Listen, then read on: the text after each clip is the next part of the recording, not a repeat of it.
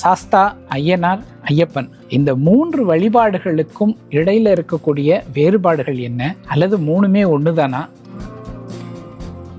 ஐயனார் அப்படின்னு சொன்ன உடனே நினைவுக்கு வரக்கூடியது பார்த்தீங்கன்னா அந்த சொரிமுத்து ஐயனார் கோவில், மூலாதார கஷேத்திரமாக விளங்கக்கூடிய திருத்தலம். அது என்ன ஸ்பெஷல் அங்க? மூலாதார கஷேத்திரம்னு வேற சொல்றீங்க. அது என்ன? மணிமூழ்கி மரம்னு ஒரு மரம் இருக்கு. பக்தர்கள் வேண்டிக் கொண்டு பிரார்த்தனைகளை செலுத்துவதற்காக பிரார்த்தனை நிறைவேறுச்சுன்னா அந்த மணியை வந்து கட்டிட்டு போவாங்க. அந்த மணி நாளடைவில் அந்த மரம் அப்படியே உள்வாங்கிக்கும். ஓ, இன்னைக்கு நம்ம பார்க்கலாம்.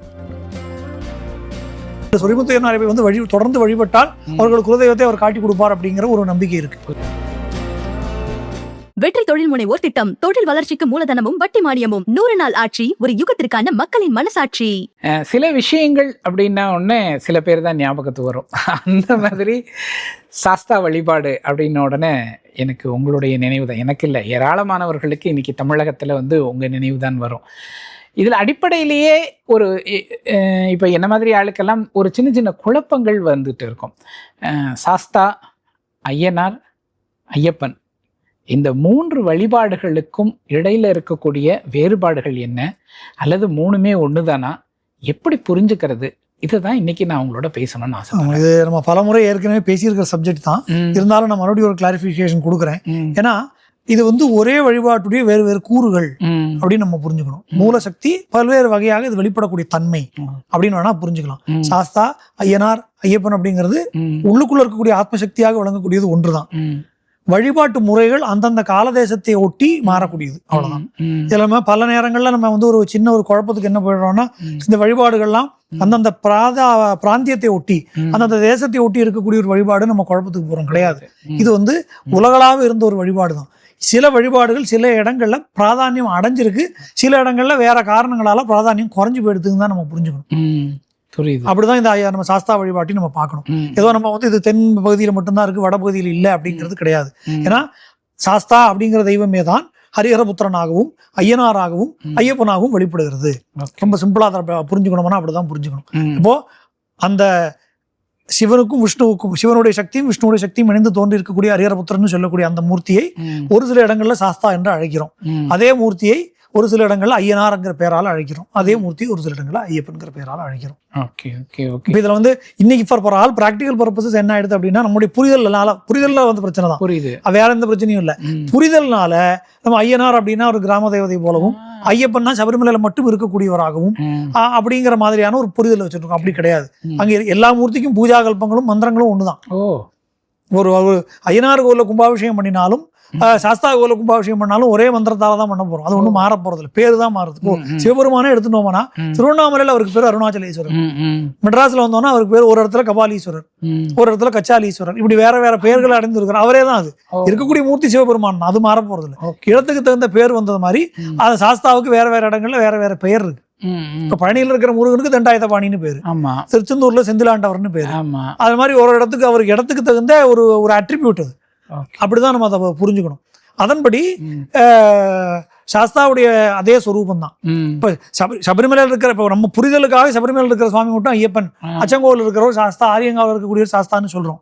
ஆனா அதுவுமே நம்மளுடைய அண்டர்ஸ்டாண்டிங் தான் நம்ம புரிஞ்சுக்கணும். ஏன்னா இதுல பல அவதார மூர்த்திகள், அதை பத்தி அந்த சப்ஜெக்ட் கூட நான் இப்ப போல, இப்ப நான் ரொம்ப பிராடர் கிளாசிபிகேஷன்ல பேசிட்டு இருக்கேன். சரி சரி. இதுல வந்து உங்களுக்கு திருவல்லா, நம்ம கேரளத்துல இருக்கக்கூடிய வல்லப கஷேத்திரம், பெருமாள் கஷேத்திரம், அதுல வந்து ஒரு பழைய காலத்து ஒரு கல்வெட்டு, கிட்டத்தட்ட ஒரு 1200 வருடத்துக்கு முந்தின ஒரு கல்வெட்டு இருக்கு. அந்த கல்வெட்டு என்ன சொல்றது அப்படின்னா, அங்க அந்த கோவில் பிராகாரத்தில் இருக்கக்கூடிய ஒரு சாஸ்தா சன்னதி இருக்கு. அந்த சாஸ்தா சன்னதிக்கு ஒரு அணையா விளக்கு ஏத்தி வைக்கணும் அப்படிங்கிற ஒரு விஷயத்தை யாரோ ஒருத்தர் வந்து ஒரு கான்ட்ரிபியூட் பண்ணியிருக்காரு. அதுக்கு அந்த அணையா விளக்கு எழுதணுங்கிற ஒரு மகாராஜா பண்ணியிருக்காரு. 1200 வருடத்துக்கு முந்தைய கல்வெட்டு. அப்ப அதுல வந்து அந்த இடத்துல அங்க இருக்கக்கூடிய வல்லபனுடைய கோவில் இருக்கக்கூடிய திருவல்லா கோவில் இருக்கிற சாஸ்தாவை ஐயப்ப சுவாமின்னு தான் அட்ரஸ் பண்றாரு. சோ இந்த பெயர் அப்படிங்கிறது அப்போல இருந்து இருக்கு அப்படிங்கறத நம்ம புரிஞ்சுக்கணும். அதனால இது வந்து கிராமப்புறங்கள்ல ஐயனார் அப்படிங்கறத நம்ம ஏற்கனவே பல இடத்துல சொன்னதுதான். வேதங்கள் ஐயா என ஓங்கி ஆழ்ந்தங்கிற நுண்ணியனேன்னு திருவாசகத்துல சொல்றாரு. ஐயா அப்படிங்கிறது மரியாதைக்காக அழைக்கக்கூடிய ஒரு சொல். அப்ப இவர் தலைவனாகவும் இறைவனாகவும் கடவுளாகவும் விளங்கக்கூடிய காரணத்தினால ஐயா, ஐயன் அப்படின்னு சொல்லக்கூடிய அந்த ஒரு பதம் தமிழ்நாட்டுல 6ங்கிற விகுதி மரியாதைக்காக சேர்ந்து ஐயனார் அப்படின்னு இருக்கு. இங்க கேரளத்துல அப்பன்கிற பதம் யூஸ் பண்ணுவோம். தமிழ்நாட்டுல வந்து 6 விகுதி ஜாஸ்தி. ஒருத்தர் மரியாதையாக சொல்லும் போது பல ஜாதி பெயர்கள் கூட பின்னாடி 6 விகுதி சேர்ந்து வரும். சிவனுடைய மூத்த பிள்ளையாருங்கிறது, மூத்த பிள்ளை தான் பிள்ளையார். ஆமா, அதுதான் கணக்கு. இப்ப ஞானசம்பந்த பெருமானை வந்து காழிப்பிள்ளையார்னு சொல்றது வழக்கம். சீர்காழியை சேர்ந்தவர்ங்கிறதுனால காழிப்பிள்ளையார், ஆளுடைய பிள்ளையார் இப்படி சொல்றது வழக்கம். இது வந்து 6 விகுதி மரியாதைக்காக சேர்க்கறது தமிழ்நாட்டுல. அப்படி கேரளத்துல வைக்கத்தப்பன், ஏத்துமானூரப்பன், குருவாயூரப்பன் இப்படி அப்பன்கிற பதம் சேர்றது வழக்கம். அதன்படி அங்க வந்து அப்பன்கிற பதம் சேர்ந்து ஐயப்பன் அப்படின்னு ஆச்சு. அதனால அந்த ஒரு மகாவிஷ்ணு வேற வேற கஷேத்திரங்கள்ல வேற வேற வடிவத்தில் வெளிப்படுகிறார். உதாரணத்துக்கு அதே விஷ்ணு தான் ஸ்ரீரங்கத்தை படுத்துட்டு இருக்கார், அதே விஷ்ணு தான் திருப்பதியில நிக்கிறார், அதே விஷ்ணு தான் பத்ரிநாத்தில் தபஸ் பண்றார். மூர்த்தி ஒண்ணு, வெளிப்படக்கூடிய தத்துவங்கள் வேற. அதுபோல அதே சாஸ்தா ஐயனாராக வெளிப்படுகிறார், ஐயப்பனாக வெளிப்படுகிறார், ஹரிஹரபுத்திரனாக வெளிப்படுகிறார். அப்படி வெளிப்படக்கூடிய தன்மை மாறுறது வேண்டிய மூர்த்தி ஒண்ணுதான். Okay okay. ஐயனார் அப்படின்னு சொன்ன உடனே நினைவுக்கு வரக்கூடியது பார்த்தீங்கன்னா அந்த சொரிமுத்து ஐயனார் கோவில், மூலாதார கஷேத்திரமாக விளங்கக்கூடிய திருத்தலம். அது என்ன ஸ்பெஷல் அங்க? மூலாதார கஷேத்திரம்னு வேற சொல்றீங்க, அது என்ன ஸ்பெஷல்? அதான் நம்ம ஏற்கனவே பல இதெல்லாம் நான் ரெக்கார்ட் பண்ணியிருக்கேன். எதெல்லாம் அண்டத்தில் இருக்கோ அதெல்லாம் பிண்டத்தில் இருக்கிறது, எதெல்லாம் பிண்டத்தில் இருக்கோ அதெல்லாம் அண்டத்தில் இருக்கு. எத பிரம்மாண்டே தத பிண்டாண்டே, எத பிண்டாண்டே தத பிரம்மாண்டே. நமக்குள்ள இருக்கிறது தான் வெளியில இருக்கு, வெளியில இருக்கிறது தான் உள்ள இருக்கு. நமக்கு தெரியாதனால நம்ம தேடுறோம். அப்போ இந்த உலகத்தையே நம்ம உடம்புக்குள்ள மூலாதாரம், சுவாதிஷ்டானம், மணிபூரகம், அநாகதம், விசுத்தி, ஆக்னின்னு 6 சக்கரங்கள் இயங்குவதாக யோக சாஸ்திரம் சொல்றது. அப்போ நம்மளோட மனித உடம்பு போலவே இந்த பிரபஞ்சத்தை பாவித்தால் இந்த பிரபஞ்சத்தில் இருக்கக்கூடிய பரமபுருஷனுக்கு இதே போல 6 சக்கரங்கள் இருக்கு. அந்த பரமபுருஷனுடைய சரீரத்தின் 6 சக்கரங்களாக 6 கோவில்கள் நிர்ணயிக்கப்படுது. இது எந்த தெய்வத்தை நம்ம வழிபட்டாலும் அந்த தெய்வத்தை பரமபுருஷனா நம்ம பாவிக்கும் போது இந்த சக்கரங்களுக்கு கரஸ்பாண்டிங்கான கோவில்கள் இருக்கு. அது அம்பிகையானாலும் அம்பிகைக்கு 6 கோவில் இருக்கு, சிவபெருமானானா சிவபெருமானுக்கு கோவில்கள் இருக்கு, முருகப்பெருமானுக்கு 6 கோவில்கள் தான் 6 படை வீடுகளாக சொல்லப்படுகிறது. அப்படி சாஸ்தாவை சொல்லும் போது சாஸ்தாவுடைய மூலாதார கஷேத்திரமாக பொன்சொரிய முத்தையனார் கோவில், சுவாதிஷ்டான சக்கரமாக அச்சங்கோவில், மணிபூரக சக்கரமாக ஆரியங்காவு, அநாகத சக்கரமாக குளத்துப்புழை, விசுத்தி சக்கரமாக எருமேலி, ஆக்ஞா சக்கரமாக சபரிமலை. இது வந்து பல தந்திர புஸ்தகங்களையும் புராண புஸ்தகங்களையும் நிர்ணயிக்கப்பட்டிருக்கு இந்த தேவதைக்கு இந்த கோவில்கள் அப்படிங்கிறது. அதுல மூலாதார கஷேத்திரமாக முழுமுதல் தன்மையோடு விளங்கக்கூடிய கோவில் வந்து சொரிமுத்தையனார் கோவிலாக. Okay okay. இப்போ ஆக்சுவலாக அந்த ட்ராவலே உங்களுக்கு வந்து அது ரொம்ப அழகா இருக்கும். இது வரைக்கும் நான் போனதில்லை, நான் பாவநாசம் வரைக்கும் போயிருக்கேன், ஆனா இன்னும் அங்க போறதுக்கான பாக்கியம் கிடைக்கல. பாவநாசத்துல இருந்து நீங்க இந்த பானதீர்த்தம் போகக்கூடிய அந்த வனப்பகுதிக்குள்ளதான் இந்த டிபிக்கலான ஃபாரஸ்ட் பகுதிக்குள்ளதான் இது இருக்கு. சரி, இது வந்து நம்முடைய காலஞ்சென்ற மரியாதைக்குரிய எங்களுக்கெல்லாம் ரொம்ப ஆப்தராக விளங்கின மகாராஜா அப்படின்னு தான் நாங்க கூப்பிடுவோம் அவரை. நம்முடைய சிங்கம்பட்டி முருகதாஸ் தீர்த்தபதி அவர்கள் அவ்வளவு அன்பா இருப்பார் நம்ம கிட்ட எல்லாமே. அவர் தான் எங்களுக்கு ஒரு ஆச்சரியமான ஒரு தகவலை சொன்னார். இது என்னன்னா, இந்த 6 கஷேத்திரங்கள்ல மூலாதார கஷேத்திரமாக இது இருக்கு. இந்த மூலாதார கஷேத்திரமாக விளங்கக்கூடிய இந்த கோவிலுமே கூட ஒரு காலத்துல கேரளா திருவிதாங்கூர் அரசர்கிட்ட தான் இருந்துதான். இந்த ஆடி அமாவாசை அன்னைக்கு ராஜ தரிசனம்னு சொல்லி அந்த ராஜ அலங்காரத்தோடய வந்து உட்காருவார் சிம்மாசனத்துல. இந்தியாவுடைய கடைசி அரசராக விளங்கினவர் அவர். அப்போ அவர் சொன்ன தகவல் இது என்னன்னா, திருவிதாங்கூர் அரசர்கிட்ட தான் இது இருந்தது. இப்போ எத்தனையோ மார்த்தாண்டவர்மாவுடைய காலத்துல நடந்த ஒரு யுத்தத்துல இந்த சிங்கம்பட்டி அரசருடைய வாரிசு ஒருத்தர் வந்து இந்த யுத்தத்திற்கு கலந்து கொண்டு இறந்து போயிடுறாரு. அதுக்கு நம்ம காம்பன்சேட் பண்ண முடியாது ஒரு உயிருக்கு. அதற்கு ஈடாக ஏதாவது கொடுக்கணும்னு சொல்லி என்ன வேணும்னு கேட்கும்போது எங்களுக்கு ஒன்றும் வேண்டாம், மக்களுக்காக சொல்லி பொறுக்கிறதுக்கு காடு கொடுங்கன்னு கேட்டாங்களாம். அதுக்கு எத்தனையோ ஆயிரக்கணக்கான வனங்களை அவங்களுக்கு கொடுத்தப்போ அதுல இந்த கோவில் இவருக்கு வருது. அப்படிதான் தமிழ்நாட்டில் அது வந்ததுங்கிற ஒரு தகவல் அவர் சொன்னார். அப்போ இது ஆதியில ஒருக்கா கும்பாபிஷேகத்துக்கு பண்ணும்போது எடுத்த போது கீழே இருக்கிற யந்திரங்கள் எல்லாம் கூட மலையாளத்துல இருந்தது அப்படிங்கிற மாதிரி அவர் சொல்லியிருந்தார். அப்போ இது கிட்டத்தட்ட நம்ம பார்த்தோம்னா அந்த வனப்பகுதிங்கிறது இதையும் தாண்டி போனோம் பானதீர்த்தம் அப்படியே போனோம்னா நமக்கு வந்து அந்த அகஸ்திய வனம்ங்கிறது வந்துடும். இப்போ இன்னைக்கு அது ஒரு தமிழ்நாட்டில் அக்சஸ் இல்லை, கேரளாவில இருந்து அந்த பொதிகைக்கு போகக்கூடிய வழிபாடு இதெல்லாம் கிட்டத்தட்ட ஒரே மலை இதை சார்ந்ததுதான். Okay okay. அதனால அவ்வளவு பிராச்சீனமான ஒரு கஷேத்திரம். அகஸ்தியருக்காக பகவான் தரிசனம் கொடுத்த ஒரு திருத்தலம் இது. அதுவும் அந்த ஆடி மாசம் அமாவாசை அன்னைக்கு ஒரு தரிசனம் கொடுத்தார் அப்படின்னு ஐதீகம். பொதிகை மலைக்கு வந்த அகஸ்தியருக்காக பகவான் வந்து சாஸ்தா வந்து ஒரு ஜோதி ரூபமாக தரிசனம் கொடுக்குறார். அப்போ ஜோதி ரூபத்துல தரிசனம் கொடுத்த பகவானை பார்த்தோடும் அகஸ்தியருக்கு யாருங்கிறது புலப்படலை. இப்ப நீ யாருங்கிற உண்மை சுரூபத்தை எனக்கு காட்டணும்னு கேட்ட உடனே பகவான் தனது சமஸ்த பரிவாரங்களோடு 1 கோடி பரிவாரங்கள் சாஸ்தாவுக்கு உண்டு. அந்த 1 கோடி பரிவாரங்களோடு அங்க தரிசனம் கொடுத்தார் அப்படின்னும் தேவர்கள் எல்லாம் பகவான் மேல பொன் மலர்களால அபிஷேகம் செய்தார்கள். அதனால்தான் பொன் மலர் சொரியும் முத்தையன், அதான் நமக்கு சொரி முத்தையன் அப்படின்னு ஆயிடுது. அதனால தேவர்கள் மலர் சொரியும் முத்தையன் கோவில் தண்ணிலோ அப்படின்னு சொல்லி பழைய பாடல்கள்ல நம்ம பாக்குறோம். அதனால அது அப்படி தரிசனம் கொடுத்த நாள் ஆடி மாசம் அமாவாசை. அதனால ஆடி அமாவாசை ரொம்ப விசேஷமான நாளாக கொண்டாடப்படுகிறது.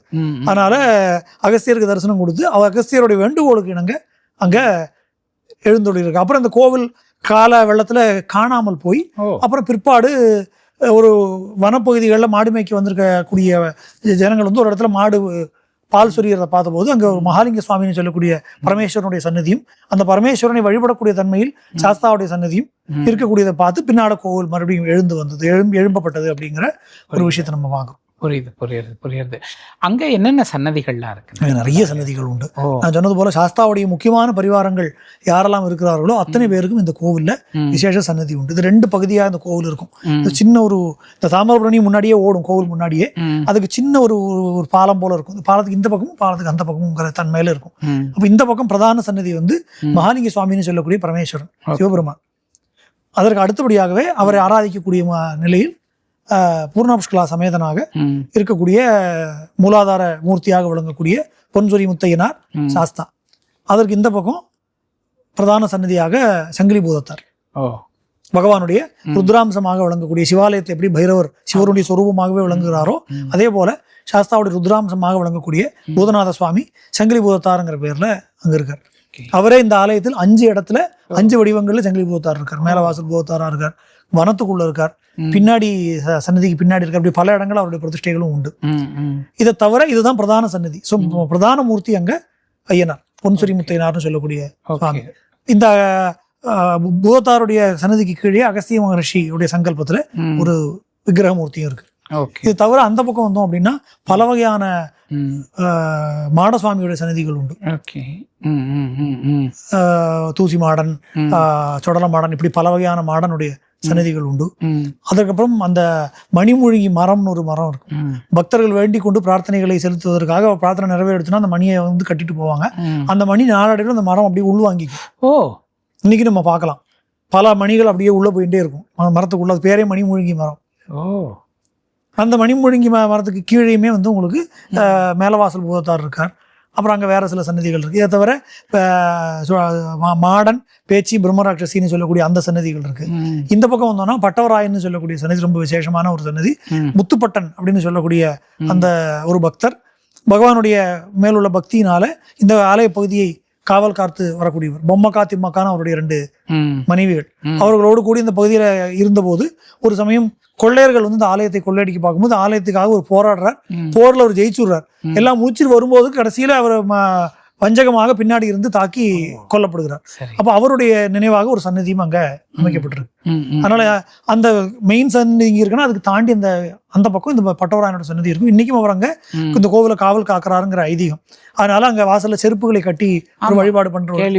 கேள்விப்பட்டிருக்கேன். செருப்பு வந்து காணிக்கையா செலுத்தினா அவர்கள் கால் வலி சரியா போறது, கால் சம்பந்தப்பட்ட நோய்கள் தீரும் அப்படிங்கிறது மக்களுடைய நம்பிக்கை. அதுக்கு ஆதாரமாக என்னன்னா புது செருப்பு வாங்கி கட்டி இருக்கிறதெல்லாம் வனத்துக்குள்ள நடஞ்ச மாதிரி அது தேஞ்சு போயிருக்கும் கட்டி இருக்கிற செருப்பு. இன்னைக்கு நம்ம அதை பாக்குறோம். ஒரு கேசர கார்டு கூட நான் படித்தேன் எத்தனையோ ஆண்டுகளுக்கு முன்னாடி, சுமார் ஒரு 25-30 வருஷங்களுக்கு முன்னாடி. இவர்கள் வந்து யாரோ ஒரு கொள்ளை கும்பல் வந்து கோவில சிவத்தனர் கோவிலுக்கு ராத்திரி கோவிலுக்குள்ள வந்து கொள்ளையடிக்கலாம், திருடலாம், ஏதாவது திருடிட்டு போலாங்கிற எண்ணத்தோடு உள்ள வந்ததாகவும், வரும்போது இந்த பட்டவராயர் சன்னதியில வச்சிருக்கக்கூடிய வல்லையம், வேல்கம்பு மாதிரி இருக்கக்கூடிய வல்லையம் வந்து அப்படியே சரிஞ்சு அவர்களை துரத்தா வந்த மாதிரியும் அவர்கள் எல்லாத்தையும் பயந்து போய் தானே போய் போலீஸ் சரண்டர் ஆனாங்கன்னு சொல்லி ஒரு போலீஸ் ரெக்கார்டு இருக்கிறதா ஒரு புத்தகத்துல நான் வாசிச்சேன். அப்படி அநேக அதிசயங்கள் உள்ள அடக்கி இருக்கக்கூடிய ஒரு அற்புதமான ஒரு கோவிலாக எல்லாம். பொதுவா சாஸ்தாவுடைய கோவிலை சொல்லும் போது எல்லாரும் பஞ்சசாஸ்தா அப்படின்னு சொல்லி அச்சங்கோல், ஆரியங்கா, குளத்துப்புழை, எருமேலி, சபரிமலை சொல்றோமே ஒழிஞ்சு சொரிமுத்தான கோவில பல பேரை விட்டுடுறோம். அப்படி இதுதான் மூலாதார கஷேத்திரமாக விளங்கக்கூடிய ஒரு திருத்தலமாக இருக்கு. ஓகே. ரொம்ப ரொம்ப நல்லா சொல்லியிருக்கீங்க. ஏன்னா இந்த கலியுகத்திலையும் அற்புதங்கள் நடக்கக்கூடிய தலங்கள் அநேகம் இருக்கு. நிறைய கோவில்கள்ல நிறைய விஷயங்கள்ல அற்புதங்கள் நடக்கிறது. நம்ம கண்ணை திறந்து பாக்குறது இல்ல நம்ம ஏதோ டெஸ்ட் பண்றோம், நம்ம ஏதோ ப்ராசஸ் பண்றோம்னு போனா நம்ம கண்ணுக்கு தெரியறது இல்லை. அதுதான் விஷயம். நம்பிக்கையோட செல்பவர்களுக்கு அதிசயங்கள் அன்னைக்கு நடக்குது. அந்த ஆடி அமாவாசை பார்த்தீங்கன்னா அவ்வளவு பேர் மக்கள் வராங்க. ஆக்சுவலாக அது எல்லா காலகட்டத்திலையும் ஆக்சஸ் இருக்கா அந்த கோவிலுக்கு? எல்லா காலகட்டத்திலையுமே ஆக்சஸ் இருக்கு. என்னன்னா அது அடர்ந்த வனப்பகுதிக்குள்ள இருக்கிறதுனால நம்ம வந்து ஸ்பெஷல் பர்மிஷனோட தான் போகணும். அதனால வந்து கோவிலுடைய டைமிங்ஸ் வந்து கார்த்தால 8 மணிக்கு மேலே தான் அந்த செக் போஸ்ட்ல இருந்து அலோவ் பண்ணுவாங்க. சாயந்தரம் 4-4:30 மணிக்குள்ள திரும்பி வந்துடணும். அதற்குள்ள தான் நம்ம அது ஃபுல் டே திறந்துருக்கும். மதியானம் அடைக்கிறது இல்லை. காலை திறந்துட்டாங்கன்னா ஈவினிங் வரைக்கும் திறந்துருக்கும். ஏன்னா இந்த அடர்ந்த டைகர் ரிசர்வ் ஃபாரஸ்ட் அடர்ந்த வனப்பகுதியாக இருக்கிறதுனால நம்ம ஜனங்களும் கொஞ்சம் பொறுப்போடு நடந்து கொள்ளணும் அப்படிங்கிறதுனாலேயே செக் போஸ்ட்ல செக் பண்ணி பிளாஸ்டிக் பேப்பர்களோ பிளாஸ்டிக் பாட்டில்களோ எதையுமே அதை அனுமதிக்கிறது இல்லை. அதனால நம்ம என்ன வனத்துக்குள்ள போறோம், இந்த வனத்துக்கு நம்மளால எந்த மாசும் ஏற்பட்டுறக்கூடாது. பொதுவாகவே சாஸ்தாவுடைய வழிபாட்டில் பார்த்தோம்னா கூடுமான ஆலயங்கள் எல்லாமே வனத்துக்குள்ளதான் இருக்கும். சபரிமலை உட்பட அச்சங்கோவில் ஆகட்டும், அரியங்காவ் ஆகட்டும், எல்லாமே வனத்துக்குள்ளதான் இருக்கும். ஸோ அந்த பகவானே விருப்பப்பட்டு அந்த வனத்துக்குள்ள உட்காந்துருக்காருன்னா அது அவருடைய இடம். நம்ம அங்கே போய் நம்மளால அந்த வனத்துக்கு இறை வழிபாடுங்கிற பேர்ல போய் அந்த வனத்தை நம்ம பாழ்படுத்திடக்கூடாதுங்கிறதுனால இப்ப இனிமே அரசு வனத்துறையும் சரி எல்லாருமே வந்து கூடுமான எஃபர்ட் எடுத்து வரவர்களுக்கு ஒரு வார்னிங்கும் கொடுத்துட்றாங்க. தண்ணி பாட்டில் கொண்டு போகாதீங்க, பிளாஸ்டிக் பாட்டில் கொண்டு போகாதீங்க, ஸ்டீல் பாட்டில் கொண்டு போங்க, பேப்பர் தான் இருந்தால் இங்கே வச்சுட்டு போயிடுங்க, தட் இஸ் பிளாஸ்டிக் கவர்ஸோ பிளாஸ்டிக் குப்பைகளோ இருந்தால் இங்கே டெபாசிட் பண்ணிட்டு போயிடுங்கிறத இன்சிஸ்ட் பண்ணியே செக் போஸ்ட்ல சொல்றாங்க. அதனால நமது அவங்க சொன்னாலும் சொல்லாட்டி நம்மளுடைய பொறுப்புன்னு ஒன்று இருக்கு. அதை உணர்ந்து நம்ம செய்வோம். ஏன்னா வனம் அப்படிங்கிறது இறைவன் நமக்கு கொடுத்த கொடை. அதை நம்ம காப்பாத்தினாதான் அடுத்த தலைமுறைக்கு அது போய் சேரும். அதனால இந்த தாமிரபரணி உற்பத்தி ஆகக்கூடிய இடமாக அது இருக்கு. அதனால இந்த ஆலயத்துக்கு முன்னாடியே தாமிரபரணி அழகாக ஓடக்கூடிய ஒரு இடத்தை நம்ம பார்க்கிறோம். அதனால ஒரு அற்புதமான ஒரு வனத்துக்கு இடையில, ஏன்னா அந்த காடும் மலையும் வனமும் கடந்துதான் இவரை போய் பார்க்கணும் அப்படின்னா என்ன அர்த்தம்னா நம்முடைய மனதுக்குள்ள இருக்கக்கூடிய இந்த அழுக்குகள் எல்லாம் நீங்கி, தடைகள் எல்லாம் நீங்கி, தீய எண்ணங்கள் எல்லாம் தாண்டினால் இறைவனை நம்ம உணரலாம் அப்படிங்கறதான் இதோடைய தாத்பரியம். புரியுது புரியுது புரியுது. ரொம்ப நல்லா இருக்குண்ணா. எனக்கு ஆக்சுவலா ஒரு டிராவல் பண்ண மாதிரியான ஒரு ஃபீலிங்கே எனக்கு கிடைக்கிறது. ஏன்னா அகஸ்தியர் சம்பந்தப்பட்டது அப்படிங்கறது வந்து இந்த தாமிரபரணி கரையில பல இடங்கள்ல நம்ம பார்க்கணும். அப்ப அதுல அவரு அந்த இமயமலையில் சிவபெருமான் பார்வதி திருக்கல்யாணத்துக்கு போன போது அந்த ஒரு கோடு உயர்ந்து ஒரு கோடு தாழ்ந்ததுங்கிற கதையை நம்ம பாக்குறோம். பூமி இப்படி சமநிலை இல்லாம போச்சுன்னு அர்த்தம் இல்லை. அதுல பல பேர் அப்படி புரிஞ்சுக்கிறோம். சினிமால கூட அப்படிதான் வந்தது. ஆனா அது ஒரு தத்துவம் என்ன அப்படின்னா, அத்தனை முனிவர்களும் இந்த கல்யாணத்துக்கு வந்துட்டதுனால தென் பாரதத்துல வழிகாட்டக்கூடிய ஒரு குரு தேவை. இத்தனை பேரும் ஒண்ணு, நீயும் ஒண்ணு அப்படிங்கிற தன்மையில சிவபெருமான் அகத்தியரை அனுப்பி வைக்கிறாருன்னு தான் நம்ம அதை புரிஞ்சுக்கணும். அப்படி வரும்போது உனக்கு திருக்கல்யாண காட்சி நீ விரும்பும் இடத்துல உனக்கு கிடைக்கும்னு சொல்றாரு. அப்படி வரும்போது பாவனாஸ்திரம் இன்னைக்கு நம்ம பார்த்தோம்னா அங்க பாபநாசம் சிவாலயத்துல அவருக்கு திருக்கல்யாண காட்சி கிடைக்கிறது. அதன் பிறகு இங்கேயே வந்து பொதிகையில அவர் நித்தியமாக சிரஞ்சீவியாக இன்றும் வாழ்ந்து கொண்டிருக்கிறார் அகத்திய பெருமான் அப்படின்னு சொல்லி. அப்ப அதனாலதான் இந்த கோவிலுக்கு விசேஷம். அதனாலதான் ஆடி அமாவாசை என்னைக்கு அவர் தரிசனம் கொடுத்தாரோ, சுபாஷாடே ஹிமாவாசியாம் பக்தாகஸ்திய வரப்பிரதம். சுப ஆஷாடை, ஆஷாடம்னா ஆடி மாசம், ஆடி மாசம் அமாவாசை என்றுக்கு அகத்தியருக்கு வரம் கொடுத்தவர் இந்த சாஸ்தா. அதனால அந்த அவர் கேட்கிறார், இந்த நாளில் யார் வழிபடுகிறார்களோ அவர்களுக்கு விசேஷமான பலனை கொடுக்கணும் அப்படின்னு சொல்லி முன்னோர் வழிபாடும் இன்னைக்கு விசேஷமாக பண்ணலாம். இறைவனுக்கான வழிபாடு இன்னைக்கு பகவானுடைய பாக்கி பரிவார கணங்களுக்கு எல்லாம் விசேஷமாக வழிபாடுகள் நடத்தி, பூக்குழின்னு சொல்லி அந்த நெருப்புல இறங்கக்கூடிய வழிபாடு, இதெல்லாம் ரொம்ப விசேஷமாக லட்சோப லட்சம் ஜனங்கள் எந்த விதமான சௌரியங்களும் இல்லாத அந்த காட்டுக்குள்ள வந்து தங்கி இருந்து நடத்தக்கூடிய ஒரு வழிபாடாக அதை நம்ம பார்க்கிறோம். அவர்கள் வந்து அங்கேயே டென்ட் மாதிரியோ ரேரா மட்டும் தங்கி இருந்து அன்னைக்கு சாஸ்தாக்கு விசேஷ பூஜைகளை பண்ணி அன்னதானங்களை பண்ணி பாக்கி உள்ள தெய்வங்களுக்கு எல்லாம் வழிபாடுகளை நடத்தி முடிச்சுட்டு போறது பல பேருக்கும் இது குலதெய்வமாக இருக்கு. குலதெய்வம் தெரியாதவர்களுக்கு கூட இந்த சொரிமுத்தையனார் குலதெய்வமாக வழிபடலாம். இல்ல சொரிமுத்தையனாரை வந்து தொடர்ந்து வழிபட்டால் அவர்கள் குலதெய்வத்தை அவர் காட்டி கொடுப்பார் அப்படிங்கிற ஒரு நம்பிக்கை இருக்கு. அதனால குலதெய்வம் தெரியாதவர்கள், எந்த ஐயனாரும் தெரியல, எந்த சாஸ்தானும் தெரியல அப்படின்னு சொல்லுபவர்கள் சொரிமுத்தையனாரை வழிபடுறது ஒரு மரபாக கடைபிடிக்கப்படுகிறது. Okay okay okay. இன்னைக்கு ஆக்சுவலா ரொம்ப சுவாரஸ்யமா இருந்தது இந்த உரையாடல். நாம இன்னும் நிறைய கேட்டு தெரிஞ்சுக்க வேண்டியது இருக்கு. வர்ற காலங்கள்ல இந்த மாதிரியான ஐயனார் தலங்கள் ஒன்னொன்னையும் பத்தி நம்ம விசேஷமாக பேசலாம். நல்லா இருந்தது. மற்றும் ஒரு நல்ல வீடியோவில் நம்ம சந்திக்கலாம். இது தொடர்பாக உங்களோட கருத்து ஏதாவது இருந்தது அப்படின்னு சொன்னால் கமெண்ட்டில் தெரிவிங்க. அண்ணா கிட்ட கேட்குறதுக்கு ஏதாவது கேள்விகள் இருந்தாலும் தயங்காமல் கேளுங்க. நான் வாய்ப்பு கிடைக்கிறப்போ அண்ணா கிட்ட கேட்டு உங்களுக்கு நான் கொடுக்குறேன். அண்ணா நன்றி, நமஸ்காரம். மக்களின் கனவுகளுக்கு சிறகுகள் கொடுக்கும் வெற்றி தொழில் முனைவோர் திட்டம். மூலதன மானியம், வட்டி மானியம், தொழில் வளர்ச்சிக்கு தமிழ்நாடு அரசின் புதிய பாதை. தாவேகாவின் வெற்றிகரமான 100 நாள் ஆட்சி, மக்களின் மனசாட்சி.